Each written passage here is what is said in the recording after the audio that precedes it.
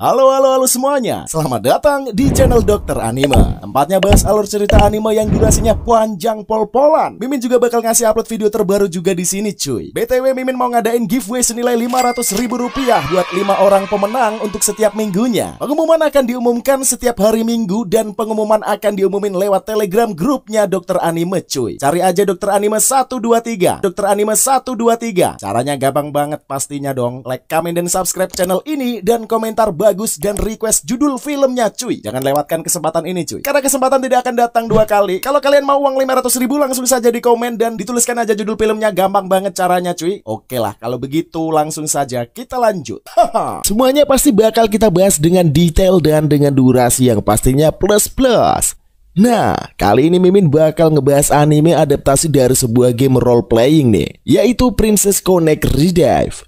Ceritanya sendiri seputar Yuki yang dibangkitkan ke sebuah dunia yang gak dikenal, dan dia juga kehilangan ingatannya. Konsepnya aja udah keren dan bikin penasaran kan? Tapi sebelum masuk ke alur ceritanya, seperti biasa dong, pasang headset kalian, lupakan kenangan tentang mantan, jangan ngocok pakai tangan kanan, pakai tangan kiri aja. Selamat menonton sambil rebahan. Cerita dibuka dengan adegan mimpi seorang pemuda bernama Yuki. Sementara Yuki tertidur, elf bernama Ahmed memberitahunya bahwa ia perlu memperbaiki kekuatan. Sampai saat itu selesai akan ada guide yang menggantikannya. Ahmed pun menurunkan Yuki ke bumi. Elf lain bernama Kokoro lah yang mengemban tugas menggantikan Ahmed. Ia menuju bukit tempat di mana akan bertemu tuan barunya. Yuki melihat seorang pemuda tergeletak di hamparan rumput. Ia lantas berpikir pemuda itu adalah Yuki. Mengira bahwa tuannya akan muncul dalam penampilan keren, ternyata 2 ekor serigala berusaha mengoyak tangan Yuki. Kokoro pun segera mengusir serigala itu pergi. Tidak lama kemudian, Yuki terbangun. Kokoro memperkenalkan diri. Ia adalah guide pengganti Ahmed yang akan melindunginya. Saat itu Ahmed baru mengetahui nama tuan barunya adalah Yuki. Kokoro bersyukur karena Yuki sepertinya tidak kehilangan ingatan seperti yang dikatakan Ahmed. Ia kemudian memasak hidangan untuk Yuki. Menyadari Yuki yang kebingungan, Kokoro menenangkan pemuda itu. Ia berkata bahwa akan membimbing dan menjaga Yuki. Tiba-tiba 2 ekor serigala tadi kembali. Kokoro berniat menyerang 2 serigala itu. Namun Yuki maju dan kalah. Pemuda itu pun diseret oleh serigala. Kokoro bergegas menyerang serigala itu dan menang. Di sebuah sungai, Pecorina yang dalam perjalanan menuju Landosol mencuci muka sejenak. Ia menggeletakkan pedangnya di pinggiran sungai. Tiba-tiba ia mendengar teriakan minta tolong. Pecorina pun berlari ke arah sumber suara itu. Ia melihat 2 orang laki-laki. Salah satu di antaranya mengeluh kesakitan. Pecorina meminta kedua laki-laki itu untuk menunggu. Ia pun pergi mencarikan obat. Setelah menemukan obat, ia kembali. Kedua laki-laki itu kabur dan membawa pedangnya pergi. Di sisi lain, Kokoro dan Yuki pergi ke pasar. Mereka melihat-lihat dan membeli jajan. Kokoro memameri Yuki uang untuk membeli krep. Tapi pemuda itu malah memakan koin tersebut. Kokoro pun menyimpulkan bahwa Ahmed benar. Tuan barunya itu memang kehilangan ingatan.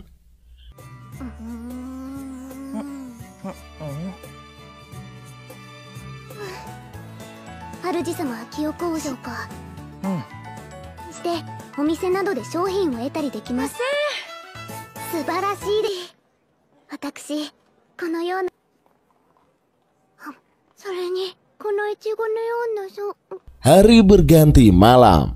Mereka tidur di dalam hutan. Kokoro memperhatikan Yuki yang tertidur. Ia berterima kasih kepada Yuki karena mau menerimanya. Tiba-tiba 2 ekor serigala muncul dan menyeret Yuki. Dengan mudah Yuki berhasil mengusir serigala itu pergi. Keesokan harinya mereka kembali ke pasar dan mencari pekerjaan.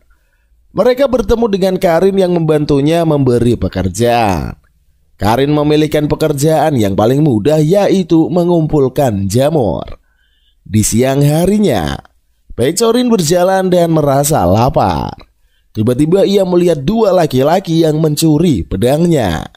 Ia pun berlari mengejarnya sampai masuk ke hutan. Kedua laki-laki itu kesal karena Pecorin masih berusaha menemukannya. Padahal kalau pedang itu dijual mereka akan kaya raya. Kemudian sesuatu seperti menyerang mereka. Di hutan, Kokoro mengajari Yuki bagaimana menemukan jamu. Mereka berpencar. Di bawah sebuah batang pohon, Yuki menemukan sebuah jamur yang lucu. Ia menamai jamur itu Puchiko karena suaranya yang berbunyi puci-puci. Yuki berniat mengembalikan jamur itu, namun gerombolan gagak muncul. Ia memutuskan menyembunyikan Puchiko ke dalam tasnya. Yuki bertemu dengan Pecorin yang kelaparan. Kokoro pun memasak untuk gadis itu. Setelah mengisi perutnya, Pecorin pun berterima kasih. Yuki bertanya apa yang dilakukan Pecorin. Pecorin menjelaskan bahwa ia dalam perjalanan kembali ke Landoso. Tiba-tiba di belakang mereka muncul sekelompok jamur raksasa yang terlihat marah. Jamur itu pun menyerang mereka. Ketiganya mulai bertarung. Pecorin melancarkan serangannya, namun jamur yang lain berhasil menangkap Kokoro. Yuki pun maju dan mengeluarkan jurus. Jurus yang dikeluarkan Yuki membuat Kokoro dan Pecorin seperti dialiri kekuatan besar.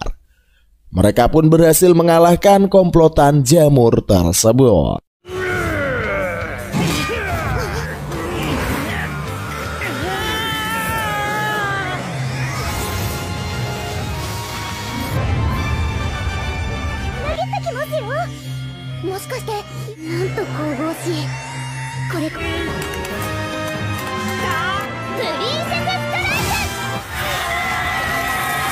Di bawah semak-semak, ketiganya tidak menyadari dua laki-laki yang mencuri pedang Pecorin. Mereka nyaris mati dimakan oleh jamur kecil yang mirip Puchiko. Pecorin, Yuki, dan Kokoro panen jamur raksasa. Tiba-tiba sebuah jamur melompat dan hampir menempel ke tubuh Yuki. Pecorin dengan cepat menangkapnya dan melahap jamur itu. Gadis itu seketika pingsan. Jamur tersebut sudah pasti beracun. Seorang gadis bernama Karil mengobrol dengan kucing. Ia bertanya pada kucing itu kenapa tidak bergabung dengan teman-temannya. Kucing itu mengeong. Karil menerjemahkannya dan berkata bahwa sendirian memang lebih mudah. Ia berkata harus melakukan sesuatu, kemudian pergi meninggalkan kucing itu. Di suatu pagi, Kokoro melihat Yuki yang lagi latihan. Kemudian mereka pergi sarapan di sebuah kedai. Kokoro bertanya bagaimana keadaan Pecorin setelah mabuk jamur. Yuki menjelaskan bahwa mereka harus menemukan penginapan sebelum uangnya habis. Seorang pria yang menguping pembicaraan mereka tiba-tiba muncul.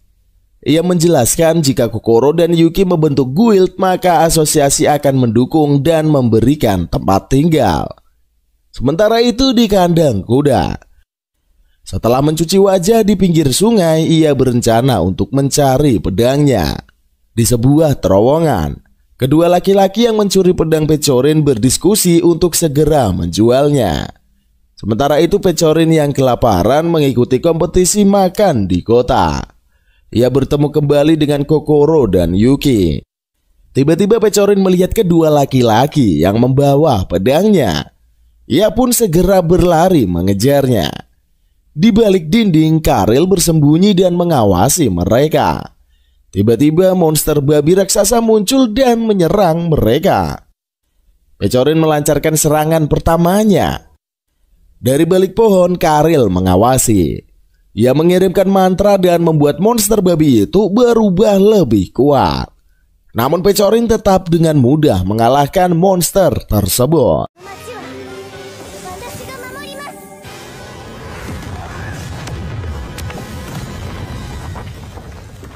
Mereka bertiga menghampiri monster babi yang tergeletak. Di sebelah monster ada seorang gadis kucing yang tidak sadarkan diri. Mereka belum mengetahui nama gadis itu adalah Karil. Ketiganya pun memanggil Karil yang terbangun. Yuki membuatkan Karil makanan. Pecorin menyuapinya, namun gadis itu kesal dan menolaknya. Karil pergi dan marah-marah. Ia mengomel karena diselamatkan oleh targetnya. Di atas pohon, Karil duduk dan melihat kedua laki-laki yang membawa pedang pecorean. Ia pun berniat merebut pedang berharga itu. Tiba-tiba seekor naga turun dan menculik kedua laki-laki itu.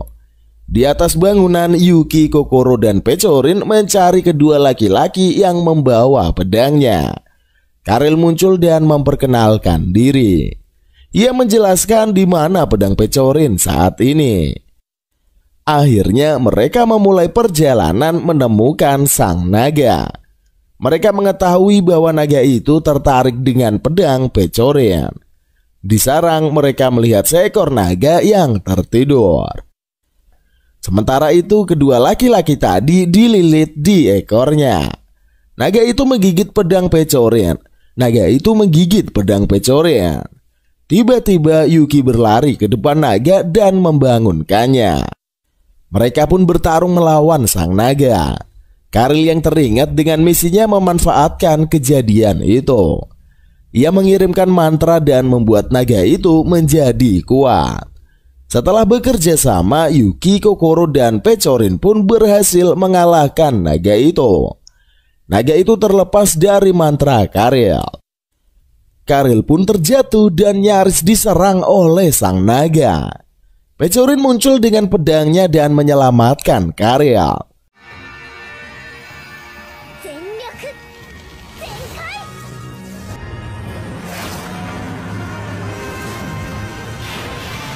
Pertempuran pun selesai. Kedua laki-laki yang membawa pedang Pecorin berterima kasih dan pergi. Di kota, Pecorin menawarkan Karil nasi kepal.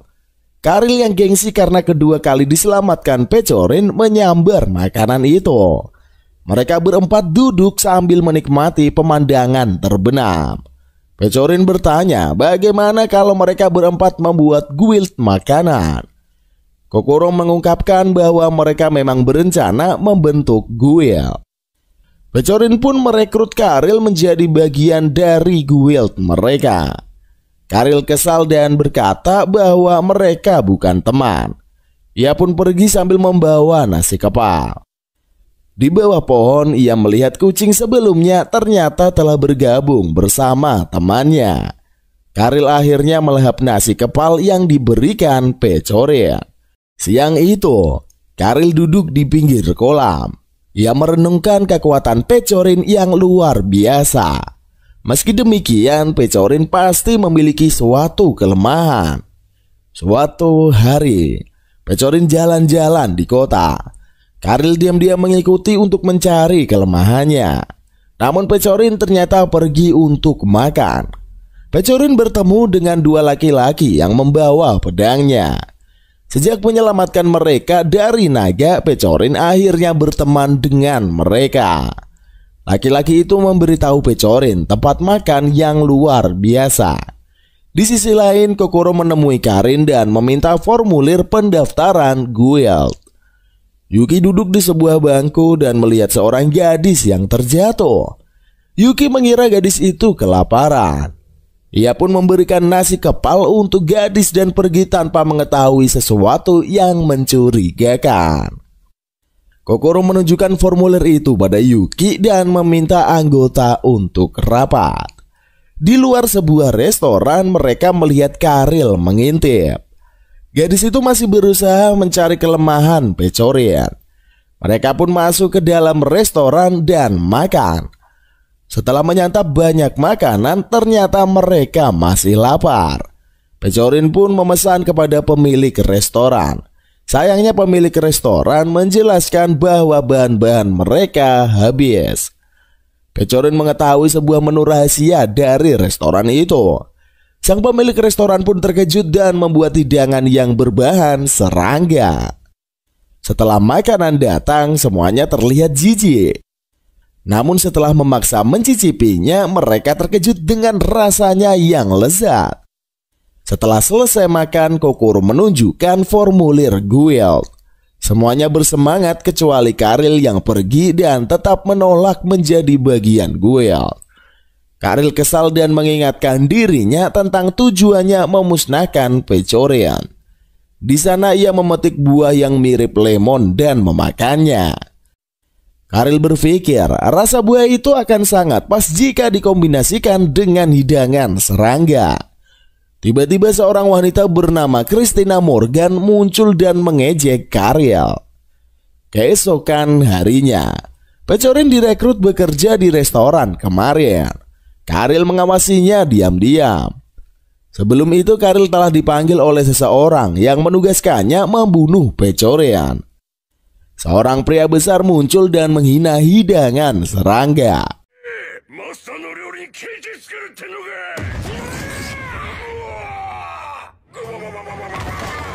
Ia pun menantang Pechorin membuatkan makanan. Jika makanan tidak enak, maka restoran itu harus tutup. Pechorin menerima tantangan itu. Beberapa saat kemudian hidangan telah disiapkan. Sebelum pria itu memakannya, Karil maju. Ia meneteskan cairan buah yang mirip lemon ke atas masakan Pechorin. Pria besar itu pun menyantapnya. Ia terkejut saat merasakan makanan itu sangat lezat.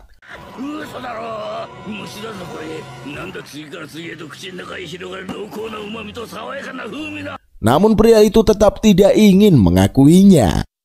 Serasa disihir, ia pun akhirnya tak kuasa dan berkata bahwa hidangan tersebut sangat luar biasa.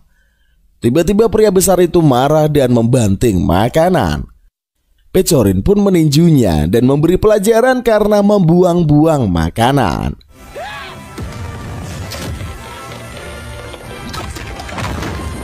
Setelah itu Karil memungut formulir pendaftaran guild yang terjatuh. Akhirnya ia setuju untuk bergabung. Mereka pun gembira dan segera mendaftarkannya kepada Karil. Keempatnya menyusun rencana guild. Tujuannya adalah mencari seluruh makanan dan bahan masakan di dunia kemudian menikmatinya bersama. Nama guild mereka adalah Guild Penikmat. Setelah membentuk guild, mereka pun mendapatkan tempat tinggal. Rumah itu ternyata dipenuhi serangga dan sangat kotor. Mereka akhirnya bergotong royong membersihkan rumah. Pechorin panik menyadari mereka tidak memiliki meja makan. Karil mengatakan bahwa ia bisa membelinya di kota. Pechorin menjelaskan nilai dari Guild Penikmat. Meja adalah hal yang paling sangat penting. Ia pun memutuskan membuat meja makan sendiri. Sementara semuanya sudah berbagi tugas. Kokoro pergi ke kota membeli perlengkapan. Setibanya di sana, ia membeli banyak perlengkapan dari wanita bernama Saren. Pelayannya yang bernama Suzune pun muncul. Ia ditugasi mengantar barang belanjaan Kokoro. Dengan dibantu seekor keledai dan gerobak, mereka berjalan pulang. Dalam perjalanan, Suzune bercerita tentang Saren.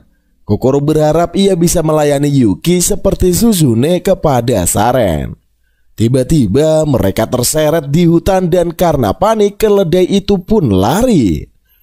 Mereka berusaha menemukan keledai dan melihat suatu bayangan.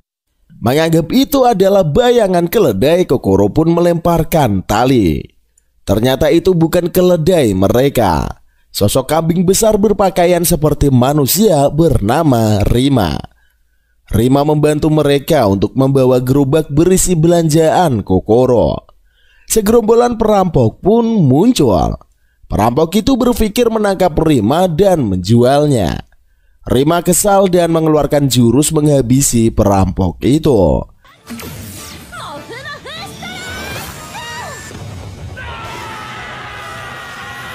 Setelah bertarung, Rima merasakan lapar.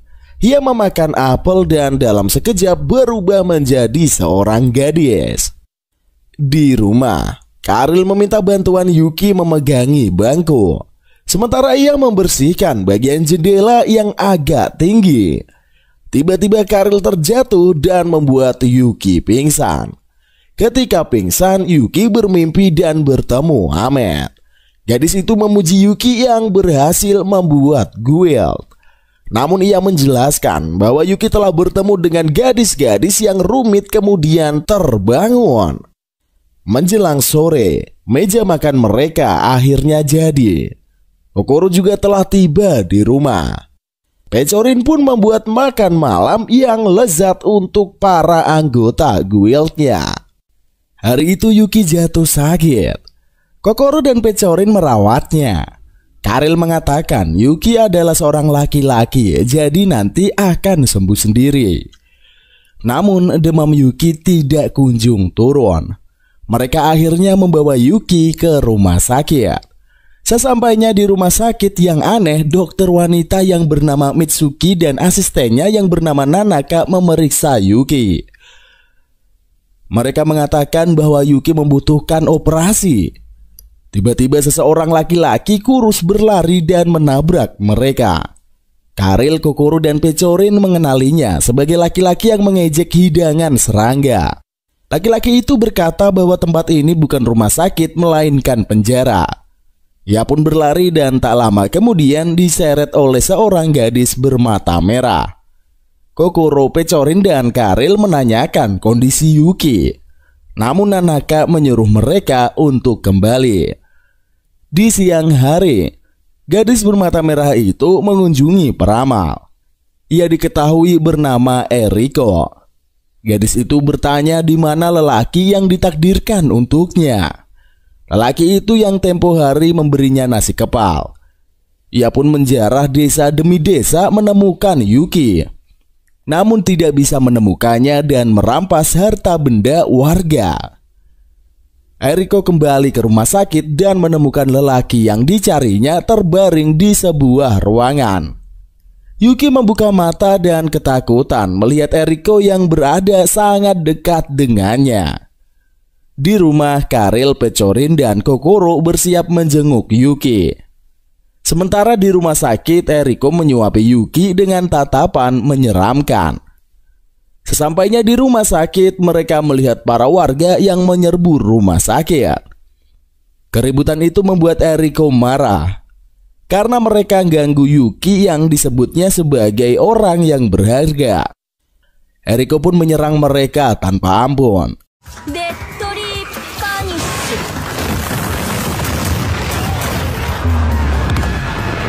Dalam pertarungan, warga ketakutan dan mengenali mereka sebagai guild Twilight Caravan. Karil, Pecorin, dan Kokoro pun merasa rumah sakit tersebut memang tidak beres. Mereka memutuskan mengeluarkan Yuki dari sana dan menyelinap masuk. Di sebuah ruangan, akhirnya mereka menemukan Yuki bersama Eriko. Eriko mengambil cincin yang disebutnya sebagai cincin tunangan yang terkutuk. Saat Eriko hampir memasangkan cincin di tangan Yuki, asap tebal muncul mengganggunya. Ia pun keluar dan memeriksa. Karil dan Pecorin segera masuk memanfaatkan kesempatan itu membawa kabur Yuki. Tiba-tiba mereka terjepit. Karil pun berpura-pura jatuh dan kesakitan. Sementara Pecorin dan Kokoro memanjat dinding dan kabur. Kokoro dan Pecorin membawa Yuki ke dokter lain. Setelah diperiksa, dokter itu mengatakan bahwa Yuki akan segera sembuh. Mereka pun berencana secepatnya untuk menjemput Karil. Karil ternyata berhasil kembali. Ia terlihat sangat trauma dengan rumah sakit itu. Setelah beristirahat dan makan, Pecorin mengumumkan misi pertama guild. Ia menunjukkan sebuah kertas pengumuman. Misi pertama mereka adalah memanen rempah-rempah di desa Targum. Dari misi itu mereka akan mendapat upah harian dan rempah-rempah terbaik. Karil menolak misi tersebut dan beralasan bahwa pekerjaan fisik tidak cocok dengannya. Pecorin sedih karena itu adalah misi pertama mereka sebagai guild. Akhirnya Karil pun setuju dan mereka memulai perjalanan menuju desa Targum. Di hutan, seorang pencari kayu tiba-tiba bertemu dengan sosok hitam bermata ungu. Anehnya sosok itu seperti cermin karena menyerupai dirinya. Tiba-tiba ia lenyap begitu saja. Karil, Kokoro, Pecorin, dan Yuki beristirahat di padang rumput dekat sungai. Mereka menyiapkan makan malam dengan memanfaatkan hewan-hewan di sekitar. Setelah menyantap burung kukus yang dimasak Pecorin, mereka pun tertidur. Kokoro masih terjaga. Ia bersyukur dengan teman-teman barunya yang membentuk sebuah guild. Pagi harinya saat terbangun, Karil merasa pusing. Yuki menyarankan Karil untuk mencuci wajahnya. Dia bertanya di mana Yuki. Keduanya menoleh melihat Yuki dibawa kabur oleh monster serigala. Ketiganya pun segera mengejar monster itu.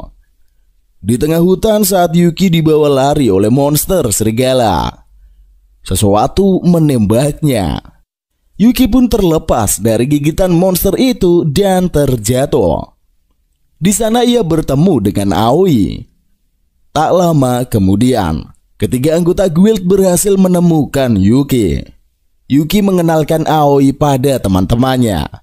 Aoi membantu mereka dan menemukan desa Targom. Sesampainya di desa, Misato yang merupakan anggota guild Forestier mengucapkan selamat datang. Mereka pun saling memperkenalkan diri. Misato bercerita bahwa akan ada kelompok lain yang ikut dalam misi tersebut. Yuki mengenali salah satu anggotanya sebagai Rima, si keledai cantik yang pernah menolongnya. Di tengah hutan, Rima dan ketiga anggota Elizabeth Park dalam perjalanan menuju desa Targom. Salah satu anggotanya yang bernama Shiori kelelahan. Mereka pun memutuskan istirahat sejenak.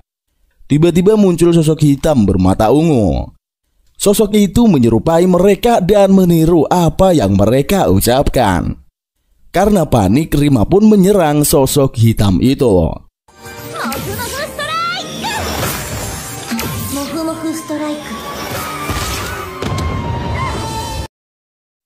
Di desa, Karil mulai merasa bosan. Tiba-tiba di atas langit seorang gadis berambut pink melayang di atas bantal. Kemudian terjatuh dan menyadari bahwa dirinya mengigau sambil terbang. Gadis itu memperkenalkan dirinya sebagai Hatsune. Sementara itu di hutan, para anggota Elizabeth Park bertarung melawan sosok hitam. Kemudian Christina Morgan muncul dan menghempaskan pedangnya. Sosok hitam itu lenyap seketika. Christina Morgan berjalan menghampiri anggota Elizabeth Park. Ia menantang anggota tersebut untuk bertarung melawannya. Di desa, Hatsune bercerita bahwa salah satu anggota Elizabeth Park yang bernama Shiori adalah adiknya. Ia menjelaskan bahwa adiknya itu sering sakit-sakitan. Namun sekarang kondisinya sudah membaik. Di sisi lain, Shiori terbaring lemah di atas sebuah batu. Sosok hitam bermata ungu yang menyerupainya pun muncul.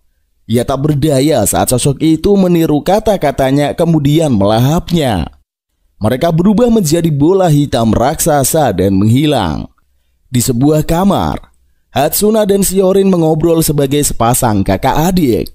Hatsune berterima kasih atas hadiah bantal yang diberikan adiknya. Shiori pun juga sangat senang dengan hadiah sebuah buku yang diterimanya. Di buku itu mereka berdua melihat beraneka ragam hewan. Shiori berkata suatu hari nanti dia ingin melihat hewan-hewan di buku itu bersama Hatsune.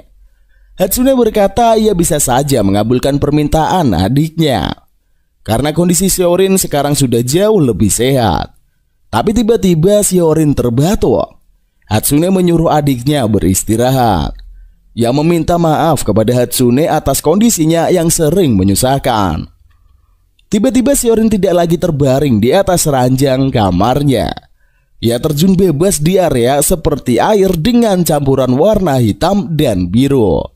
Di desa Targom, para guild bersiap memanen rempah-rempah. Para warga desa menyemangati mereka. Kokoro mengeruk segenggam tanah dan menyadari bahwa tanah di desa itu sangat bagus. Para warga sudah pasti merawatnya dengan sangat baik. Saat itu Guild Forester tiba. Mereka pun saling menyapa. Tiba-tiba terdengar keramaian. Di bawah pohon besar para warga desa berkumpul. Mereka terkejut begitu menemukan Elizabeth Park yang terlihat kacau. Salah satu anggota yang bernama Mahirunoto menjelaskan bahwa mereka diserang. Ia menceritakan tentang sosok hitam yang menyerupai para anggota. Kokoro maju mengobati Rima. Para warga desa pun heboh membicarakan rumor tentang sosok hitam yang meniru wajah di dalam hutan. Hatsune menghampiri Rima dan menempelkan dahinya. Ia melihat kilas balik untuk menemukan Shiorien. Di hutan yang porak-poranda, Christina Morgan duduk di sebuah batang pohon. Di antara pohon-pohon muncul banyak sosok hitam yang disebutnya sebagai shadow. Ia menghempaskan pedangnya dan para shadow pun menghilang. Ia bertanya apa yang sebenarnya dilakukan dan diinginkan orang itu. Christina menantang seseorang dan meminta lebih banyak shadow. Sekawanan shadow pun berbaris di dalam hutan. Christina berdiri dan siap melakukan serangan. Di desa Hatsune sangat mencemaskan Shiorien. Ia ingin menyelamatkan adiknya dan pergi ke hutan. Misato mencegahnya dan mengatakan bahwa sangat mustahil membawa Shiorien kembali seorang diri. Rima muncul dan menawarkan diri untuk ikut. Disusul Yuki, Kokoro, Pecorin, dan Guild Forester yang bergabung. Pecorin melihat Karil yang berjalan memisahkan diri dan bertanya-tanya. Dari dalam kastil, seorang wanita berambut putih duduk di singgasana. Gumpalan bayangan hitam muncul dan menciptakan seorang pria. Pria itu adalah lelaki pencari kayu di tengah hutan yang menghilang.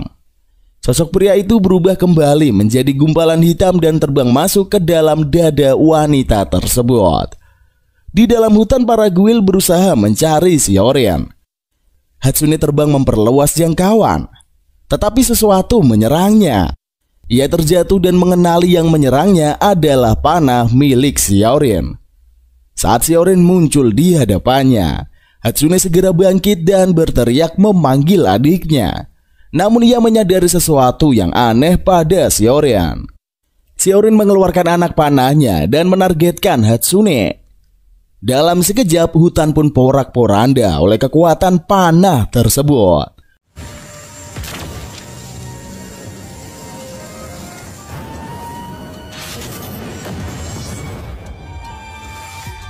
Para guild berlari menghampiri Hatsune. Mereka juga mengenali anak panah yang tertancap di samping Hatsune adalah milik Shiorien. Di desa, Karil berdiri di atas bukit. Ia mengatakan bahwa tugasnya hanya berkaitan dengan Pecorin dan Yuki. Ia tidak harus berhubungan dengan para shadow yang menyerang orang-orang. Meski ia tahu para shadow itu adalah milik orang yang memberinya misi. Saat pikirannya mulai kemana-mana, Pecorin memanggilnya. Tiba-tiba mereka mendengar keributan dari arah desa. Pecorin dan Karil berlari. Mereka terkejut melihat segerombol pasukan hitam menyerang warga. Pecorin melompat dan menghunuskan pedangnya kepada sosok hitam itu. Dari atas, Shiorien muncul dan memerintahkan pasukan itu menggandakan diri lebih banyak. Para guild kembali ke desa dan melihat para warga telah diserang. Dari belakang tiba-tiba Christina muncul. Rima mengenali bahwa wanita itu yang menyerangnya di hutan. Mereka bertanya tentang serangan itu. Christina menjawab akan menjawabnya setelah mereka bertarung melawannya. Akhirnya pertarungan pun terjadi. Para guild satu persatu melancarkan serangannya ke arah Christina. Yuki maju dan mengenai pedang Christina. Namun ia terpental dan tak sadarkan diri. Di saat ia tak sadarkan diri, jauh di bawah alam sadarnya, Ahmed menemuinya. Ahmed menjelaskan bahwa mereka tidak akan bisa mengalahkan Christina. Ahmed bergumam dan tidak menyangka bahwa Yuki akan bertemu Christina secepat itu. Ahmed menyentuh dada Yuki dan berkata bahwa ia masih belum bisa turun ke dunia nyata dan membantu. Maka untuk menyelamatkan teman-temannya, Yuki adalah satu-satunya harapan. Tanpa melepaskan kekuatan Princess Night, Yuki tidak akan bisa menandingi Christina. Yuki tidak memahami maksud dari ucapan Ahmed. Ahmed memproyeksikan ingatan masa lalu Yuki. Ia berkata Yuki bisa menggunakan kekuatannya kemudian menghilang. Yuki pun kembali ke dunia nyata dan tersadar. Di sana teman-temannya kewalahan melawan Christina. Yuki berdiri dan meraih pedangnya. Kemudian kekuatan luar biasa muncul. Kekuatan itu mengaliri para teman-temannya. Mereka pun kembali menyerang Christina habis-habisan. Di akhir pertandingan kekuatan Yuki melemah. Ia pun harus terhempas. Christina menanyakan nama Yuki sebelum pergi. Wanita itu berkata bahwa ia bersenang-senang dengan pertempuran tadi. Ia memberitahu bahwa Xiaorin dirasuki Shadow. Di dalam desa, Pechorin bertarung melawan kelompok Shadow sendirian. Sementara Karil hanya berdiri di atas pohon dan menonton. Ia mengalami perang batin. Namun pada akhirnya melompat dan ikut bertempur membantu Pechorin. Ia mengeluarkan mantra dan jurus yang membabat habis para Shadow.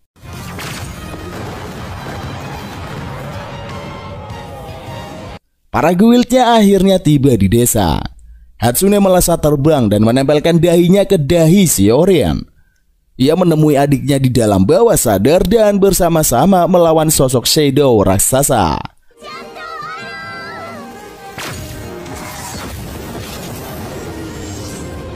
Hatsune pun berhasil membawa adiknya kembali. Pechorin dan teman-temannya masih bertempur melawan Shadow. Dengan membawa pedangnya ke udara, Pechorin mengeluarkan jurus pamungkas dan membuat seluruh Shadow menghilang. Pechorin kelelahan, tenaganya terkuras habis dan ia terjatuh. Karil menangkapnya, kemudian para guild menghampiri mereka. Di tengah kota Landosol, Kakoro mendapatkan tiket undian. Ia mengantri dan mengincar sepasang sepatu yang akan dihadiahkan untuk Yuki. Tiba giliran Kokoro, ia menyerahkan tiketnya. Sang penjaga undian memutar sebuah alat dan bola berwarna putih muncul. Kokoro belum beruntung, kesempatannya pun tinggal satu kali lagi. Ia berdoa dan berharap bisa memenangkannya. Di sawah, Karil ternyata menikmati pekerjaannya membantu petani. Saat hari mulai sore dan perutnya mulai lapar, ia pun pulang. Setibanya di rumah, Pechorin dan Yuki bermain balon.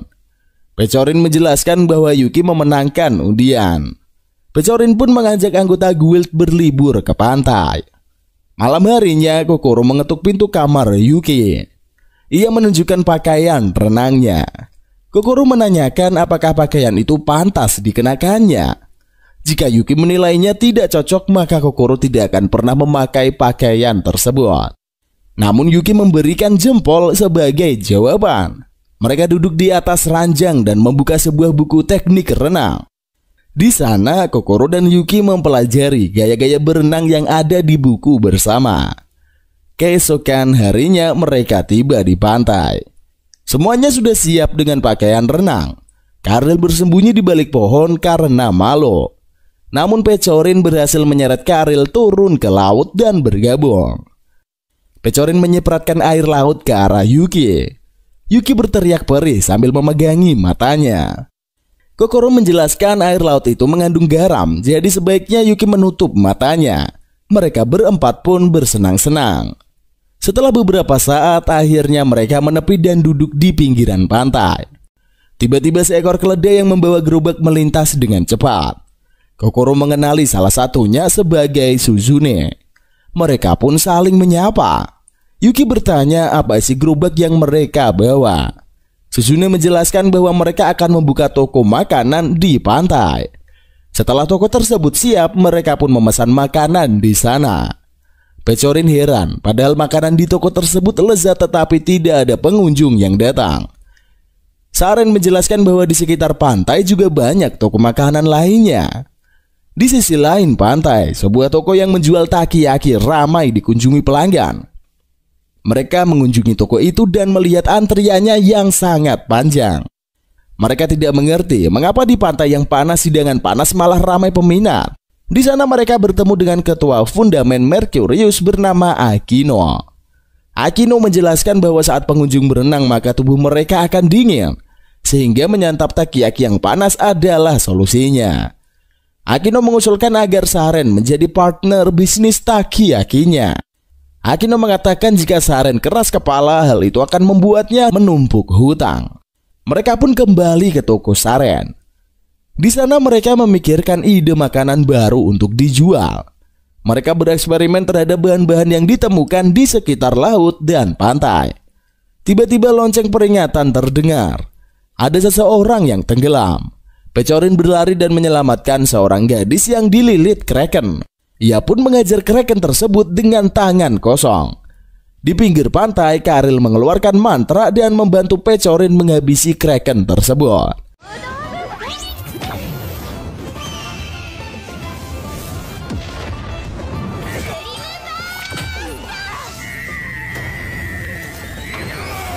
Ternyata gadis yang dililit kraken itu bernama Yukari yang merupakan karyawan toko Takiyaki. Mereka bingung apa yang harus dilakukannya pada kraken raksasa itu. Sebuah ide pun muncul untuk membuat Ikasumi Ice. Toko Saren akhirnya dipenuhi pembeli yang berebut mencicipi hidangan tersebut. Di bawah payung di pinggir pantai, Saren dan Akino menikmati Ikasumi Ice.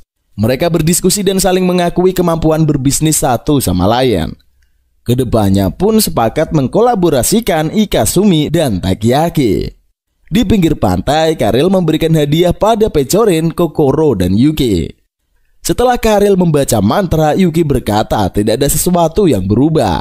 Karil menjelaskan saat ini mereka bisa menyelami lautan tanpa menggunakan alat bantu. Mereka berempat pun mulai menyelami lautan dan bermain dengan ikan-ikan di kedalaman. Di rumah, anggota guild kembali dengan aktivitas masing-masing. Setelah sarapan, Pecorin berangkat kerja.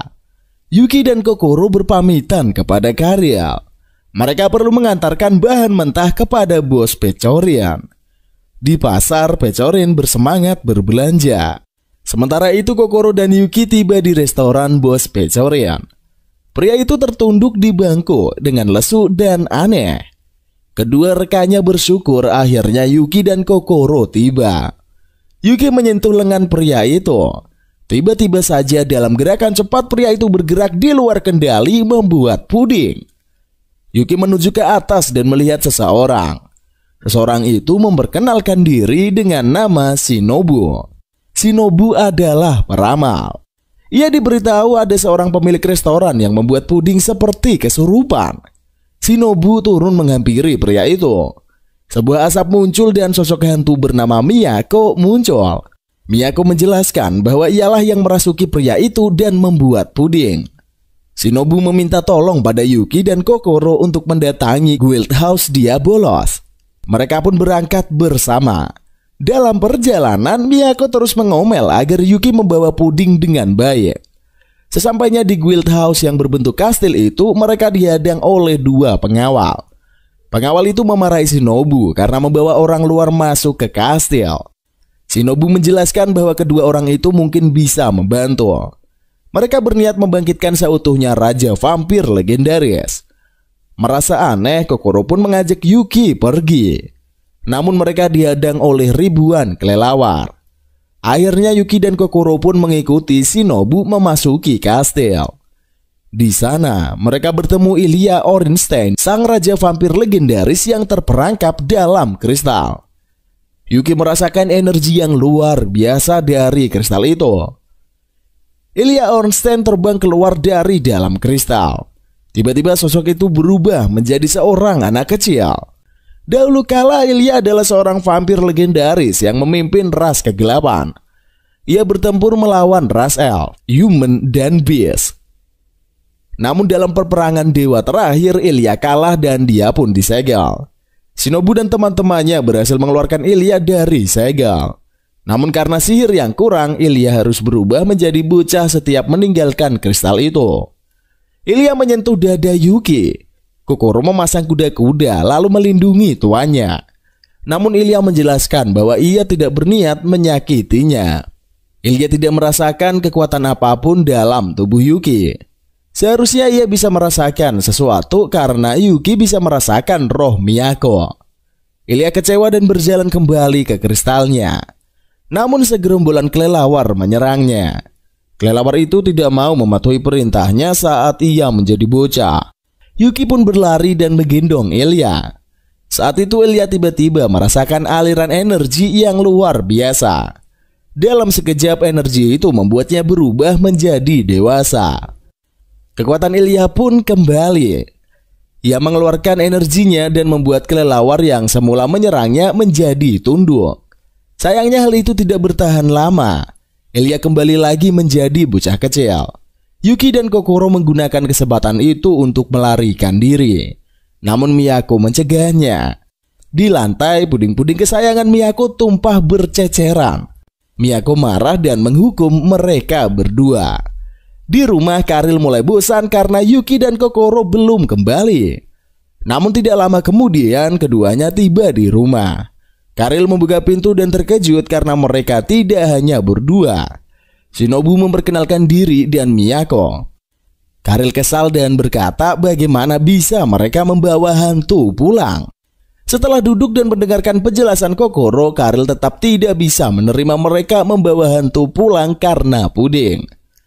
Di pasar, Pecorin bertemu dengan bosnya.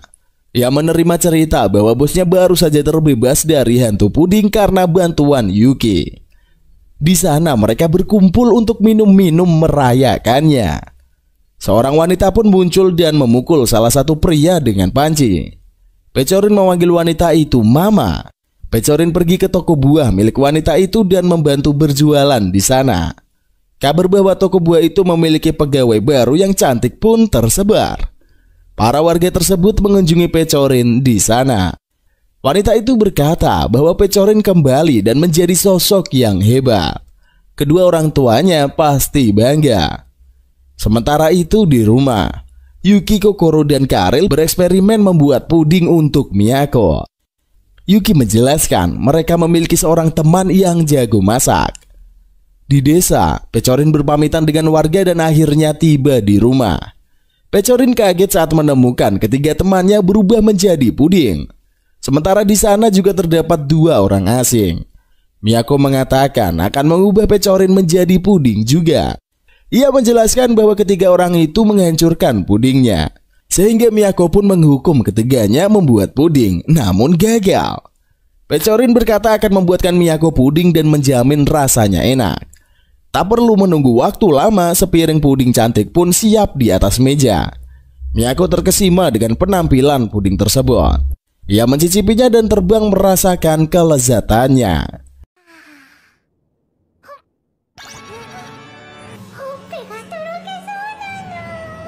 Karil dan Kokoro pun kembali ke wujud aslinya. Pecorin pun senang, ternyata hadiah serangga yang didapatnya dari Yasuko sangat bermanfaat. Mendengar pudingnya terbuat dari serangga membuat Miyako muntah dan jatuh pingsan. Akhirnya Shinobu berpamitan dan membawa Miyako pergi. Setelah itu Karil, Kokoro, dan Pecorin baru menyadari bahwa Yuki tidak ada di rumah. Di sebuah desa bayangan hitam yang aneh muncul. Bayangan itu menyelinap di antara gang kemudian menghilang. Di suatu tempat yang dipenuhi cahaya, sekelompok kawanan sedang mendiskusikan sesuatu. Mereka berkata bahwa sesuatu sudah dimulai dan musuh tidak akan menunggu dengan santai. Di rumah, Pecorin membangunkan Karil, tetapi Karil mengabaikan teriakan Pecorin dan melanjutkan tidurnya. Pecorin terbang dan menjebol jendela kamar Karil. Akhirnya Karil pun terpaksa bangun. Mereka semua berkumpul di meja makan. Karil kesal karena salah satu boneka kucingnya koyak akibat tendangan Pecorin. Kokoro menenangkan Karil dan mengatakan akan memperbaikinya. Yuki, Pecorin, dan Kokoro berpamitan. Mereka bertiga pergi ke kota membeli keperluan untuk memperbaiki boneka Karil. Ternyata mencari bahan-bahan yang dibutuhkan cukup sulit. Mereka pun memutuskan berpencar. Kokoro mengkhawatirkan Yuki jika harus berpencar. Yuki memberi jempol agar Kokoro tidak khawatir. Akhirnya mereka pun berpencar. Yuki berjalan memeriksa setiap toko yang ditemuinya. Tiba-tiba ia berhenti. Seseorang lelaki di dalam toko diserang oleh sosok seperti Shadow. Yuki mencoba menolong lelaki itu, namun ia diterjang. Sosok itu membentuk wujud yang berjarak dan sangat dekat dengan wajahnya. Seorang wanita berambut ungu tiba-tiba menerjang Shadow dan bayangan itu pun menghilang. Wanita itu mengklaim dirinya bernama Shizuru. Ia adalah kakak perempuan Yuki. Shizuru menjelaskan bahwa Yuki saat ini kehilangan ingatannya. Seorang perempuan berambut merah yang bernama Rino pun muncul dan menarik Shizuru pergi. Ia mengomel dan mengatakan Shizuru harusnya hanya mengamati Yuki dari kejauhan. Shizuru meniup Rino dan seketika gadis itu pun tak ingat apa yang terjadi. Kokoro mengelilingi kota dan masih belum menemukan perlengkapan yang dibutuhkan. Ia melihat seekor kupu-kupu yang terbang dan terpesona. Sementara itu Karil berjalan di pinggiran sungai. Ia melihat serumpun bunga dan memetiknya. Karil berniat memberikan bunga itu kepada Yang Mulia. Kembali ke kota, Shizuru menebas Shadow. Ia berkomunikasi dengan seorang yang dipanggilnya Master. Shizuru membenarkan Shadow ternyata memang sudah menyerang kota. Yuki, Kokoro, dan Pechorin akhirnya berkumpul. Ternyata mereka semua tidak ada yang berhasil menemukan perlengkapan yang dibutuhkan. Karil tiba di kastil dengan membawa bunga. Seorang wanita yang dikelilingi Shadow menyuruh Karil mendekat. Salah satu Shadow menggeliat. Wanita itu memerintahkan Shadow tersebut untuk membawakannya minuman paling nikmat. Shadow tersebut melayang pergi. Ketika Shadow melewati Karil, bunga yang dibawanya seketika layu. Wanita itu menyuruh Karil membuang bunga tersebut yang dianggapnya sebagai benda kotor. Di kota, Yuki dan Kokoro membeli sebuah makanan yang menyerupai hotdog. Yuki melahap makanan tersebut dengan berantakan. Kokoro pun menyeka bibir Yuki yang terkena saus. Ia pergi ke arah lain dan mencari sumber air untuk membersihkan sapu tangan. Tiba-tiba sebuah panah mengenainya. Ada sebuah kertas yang bertuliskan terlalu menempel. Rino muncul dari balik pohon. Yuki memperkenalkan diri bahwa ia adalah pelayan yang ditugaskan Ahmed menjaga Yuki. Shizuru muncul menanyakan apa yang terjadi. Rino menjelaskan bahwa Yuki memiliki wanita misterius. Setelah membuat Rino terdiam, Shizuru memperkenalkan diri. Yuki pun mengetahui bahwa kedua wanita itu adalah saudara Yuki. Tak lama kemudian, mereka menyadari Yuki yang sudah tidak berada di tempat sebelumnya. Hotdog yang dimakan jatuh berceceran. Mereka menebak apakah Yuki diserang Shadow. Kokoro mencari Pechorin dan menjelaskan bahwa Yuki menghilang. Saat itu ada dua orang pemuda mengobrol dan berkata apakah laki-laki diserang sesuatu tadi baik-baik saja. Pechorin dan Kokoro pun meminta pemuda itu untuk menceritakan lebih detail. Mereka menyimpulkan kemungkinan laki-laki yang diserang adalah Yuki. Kokoro dan Pechorin pun tiba di sebuah kastil. Mereka menerima informasi bahwa Yuki dibawa ke sana.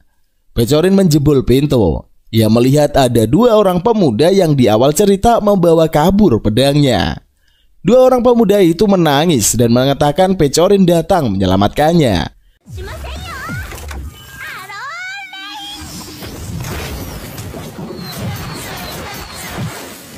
Yuki memperkenalkan Pechorin pada Rino dan Shizuru.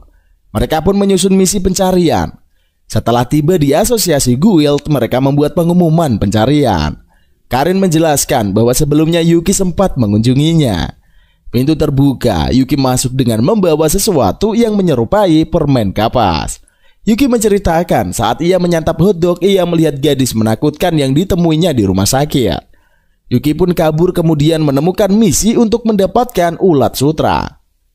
Kokoro takjub Yuki bisa menyelesaikan misi sulit itu. Mereka pun pulang dan membawakan boneka Karil yang sudah diperbaiki. Pechorin berlari melihat kedua orang tuanya. Ia memanggil mama dan papa. Ketika kedua sosok itu menoleh, mereka tidak mengenali Pechorin. Pechorin bangun dan menangis. Ia menyadari kilasan itu adalah mimpi. Mereka berempat berkumpul di meja makan. Pechorin bercerita saat di Landosol dagangan di pasar sangat sedikit. Warga memberitahunya bahwa di jembatan ada seekor monster penjaga. Para pedagang pun tidak berani melintasi jembatan tersebut dan membawa dagangannya ke Landosol. Pechorin menawarkan misi berbahaya itu yang akhirnya disetujui oleh anggota guild. Mereka tiba di jembatan. Untuk memancing monster keluar, Karel pun dijadikan umpan. Pechorin muncul dan menebas monster kambing raksasa itu dengan mudah. Di suatu tempat dekat hutan, Shadow kembali menyerang warga. Setelah kembali ke desa dan memberikan formulir penyelesaian misi pada Karin, para warga Landosol mendatangi mereka. Mereka berterima kasih kepada Guild. Setelah kembali ke rumah, Yuki bermimpi dan bertemu Ahmed. Ahmed menjelaskan kilasan-kilasan yang diingat Yuki adalah sebuah ingatan. Ahmed berkata ia mempercayai Yuki. Pemuda itu terbangun dan terdiam mengingat mimpinya. Yuki berkata pada teman-temannya ingin berlatih pedang. Pecorin pun mengajari Yuki teknik-teknik dasar. Di desa, Shadow yang berukuran raksasa muncul dan menyerang warga. Pecorin muncul tepat waktu untuk menghunuskan pedang bersiap melawan. Ternyata Shadow itu lebih kuat dari Shadow yang telah dikalahkannya di desa Targom. Ia melihat Shadow menyerang Karyl. Pecorin melompat cepat dan mengorbankan diri melindungi Karyl. Shadow itu menusuknya bertubi-tubi. Dengan sisa tenaganya, Pecorin mengeluarkan serangan pamungkas dan membuat Shadow tersebut kehilangan separuh bagian tubuhnya.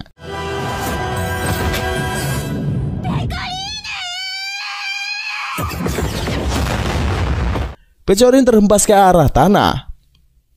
Sayangnya Shadow tersebut dengan cepat memulihkan diri. Saat itu Yuki dan Kokoro pun muncul. Yuki mengeluarkan jurus dan menciptakan kubah hitam yang berfungsi seperti pelindung.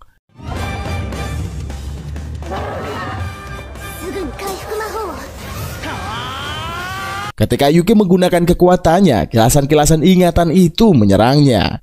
Kekuatannya pun melemah sebelum akhirnya ia tak sadarkan diri. Yuki terbangun dan menyadari keadaan sekitar yang hancur. Seorang wanita yang dikenalinya muncul dan mengatakan bahwa teman-temannya berada di tempat yang sama. Di sana Kokoro berjalan-jalan dan membuka sebuah pintu. Tempat itu seperti kastil di atas awan. Di balik pintu itu, ia melihat sebuah lukisan yang menggambarkan Pecorin dan kedua orang tuanya. Ketika Kokoro mengamati lukisan itu, Pecorin muncul. Ia akhirnya menceritakan siapa dirinya sebenarnya. Pecorin memberitahu Kokoro nama sebenarnya adalah Eustiana von Astrea, putri Landosol. Dahulu kala ayah dan ibunya menyuruhnya melakukan perjalanan untuk melihat dunia. Ayah dan ibunya meminta Pecorin mempelajari hal-hal baik sebelum tiba waktunya memimpin Landosol. Setelah perjalanannya selesai, Pecorin kembali ke istana, namun semua orang di sana tidak ada yang mengenalinya. Termasuk kedua orang tuanya. Sosok perempuan yang mengaku sebagai dirinya pun muncul dan mengeluarkannya dari istana. Pecorin pun melakukan perjalanan lagi dan bertemu dengan Yuki, Kokoro, dan Karyl.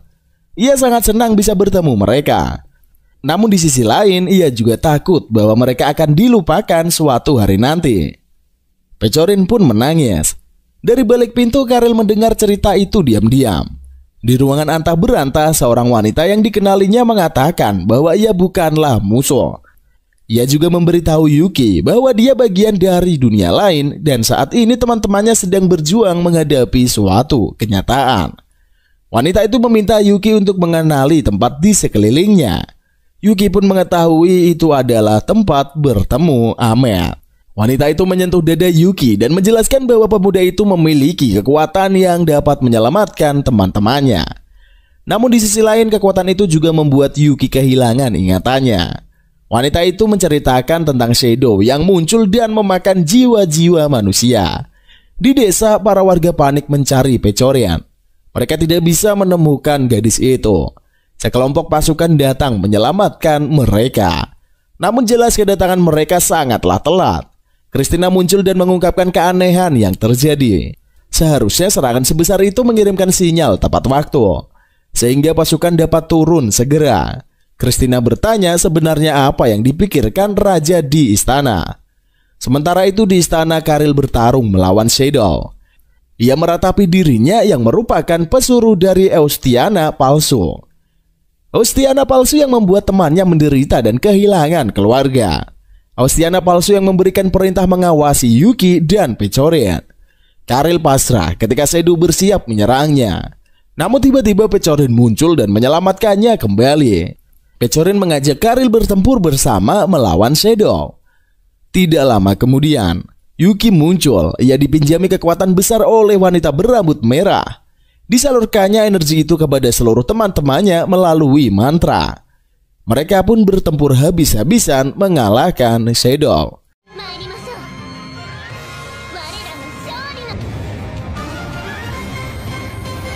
Di restoran, semua orang berdebat dan bersedih karena Pecorin dan teman-temannya tak kunjung ditemukan. Tiba-tiba Pecorin, Karyl, dan Kokoro serta Yuki mendarat di sana. Orang-orang berkerumun dan memeluk mereka berempat dengan bahagia. Pecorin pun berterima kasih kepada Karyl dan mereka pun berpelukan seperti Teletubbies. Oke lah, mari ke kesimpulannya biar lebih afdol. Setelah menonton Princess Connect, ternyata keseluruhan cerita lumayan menghibur nih. Banyak hal lucu yang membuat kita tertawa. Karakter-karakter pun digambarkan dengan epik. Ada beberapa pertanyaan yang masih belumlah terjawab di season ini.